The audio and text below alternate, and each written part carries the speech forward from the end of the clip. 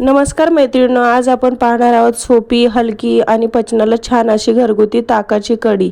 तर ही कढी उन्हाळ्यासाठी एकदम बेस्ट आहे आणि जेव्हा घरी पटकन छान चविष्ट असं काहीतरी बनवायचं असेल ना, तेव्हा ही रेसिपी नक्की ट्राय करा।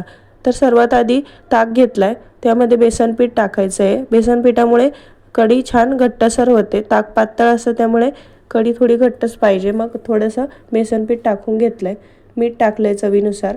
त्यानंतर हळद घालून घेतली आहे। हळद नंतर फोडणीला सुद्धा घालायची, त्यामुळे आता थोडीशीच घाला। आणि हळद ताकामध्ये आणि नंतर फोडणीमध्ये दोन्हीकडे घातल्यामुळे कढीचा कलर खूप छान येतो।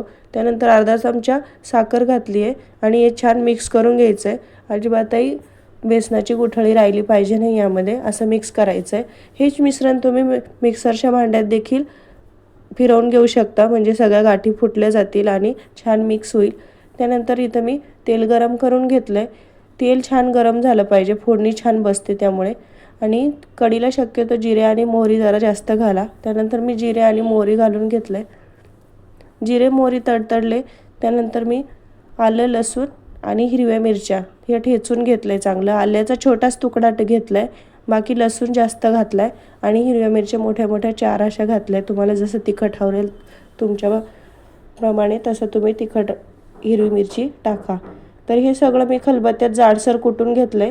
जास्त बारीक नाही करायचं, हे थोडं जाडसर असतं तेव्हा चव छान येते।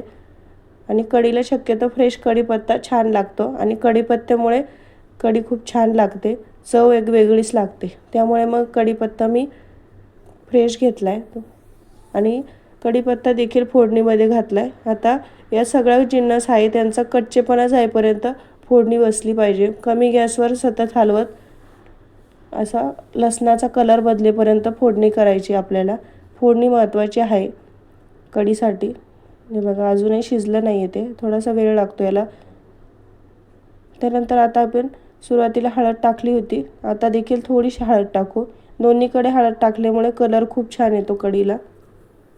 थोडी थोडीच घालायची दोन्हीकडे, पण जास्तीची नाही घालायची आहे।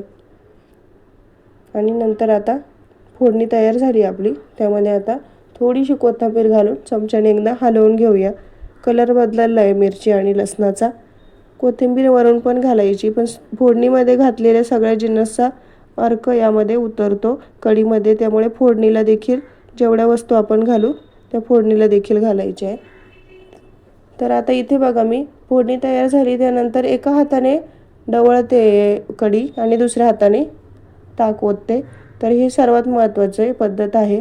तर इथे जर तुम्ही सतत ढवळलं नाही तर मग खाली बेसन लागू शकतं, बेसन पीठ। आणि आता थोडंसं पाणी वाढवलंय मी, जेवढी पाहिजे तेवढी। हे बघा अशी कढी छान सतत ढवळत राहायची आहे, गॅस फुल करायचा नाही, कमीच ठेवायचा आहे। आणि छान कढीला आता छोट्या छोट्या उकळ्या आणायच्या, जास्तीच्या उकळ्या नाही आणायच्या आहे, नाहीतर मग कढी फुटणार। हे बघा अशा हलकी उकळी आली की मग परत चमच्याच्या साहाय्याने ढवळून घ्यायची। बघा याने कढी फुटत नाही। आपण आता बहुतेक बघता कढी उकळली की फुटते, पण नाही फुटत। अशी पद्धत वापरा, नक्कीच सांगते फुटणार नाही। आणि नंतर आता हे बघा दुसरी उकळी आली आणि मी थोडीशी कोथिंबीर पुन्हा घालून घेतली आणि आपली चटपटीत छान अशी चविष्ट कढी तयार आहे। उन्हाळ्यासाठी एकदम बेस्ट रेसिपी आहे ही, तुम्ही एकदा नक्की ट्राय करा। हे बघा तिसरी देखील उकळी आली आहे आणि अशा छोट्या छोट्या उकळ्या घ्यायच्या। ही मी रेसिपी कायम ट्राय करते उन्हाळ्यात, तुम्ही देखील एकदा ट्राय करा। ही कढी आपण ज्वारीची भाकरी, भात, बाजरीची भाकरी किंवा मग साधे चपातीसोबत सुद्धा खा तुम्ही, खूप छान लागते चवीला। गरमागरम अशी ताकाची कढी तयार आहे। असेच छान छान रेसिपी बघण्यासाठी चॅनलला सबस्क्राईब करा नवीन असाल तर, आणि व्हिडिओला लाईक करा आणि व्हिडिओ तुमच्या इतर मैत्रिणींसोबत नक्की शेअर करा ज्यांना कढी फुटण्याची भीती वाटते। बघा आता अजिबात कढी फुटली गेली नाही आहे आणि मी भातासोबत किंवा मग चपातीसोबत नक्की एन्जॉय करा, खूप छान होते। थँक्यू।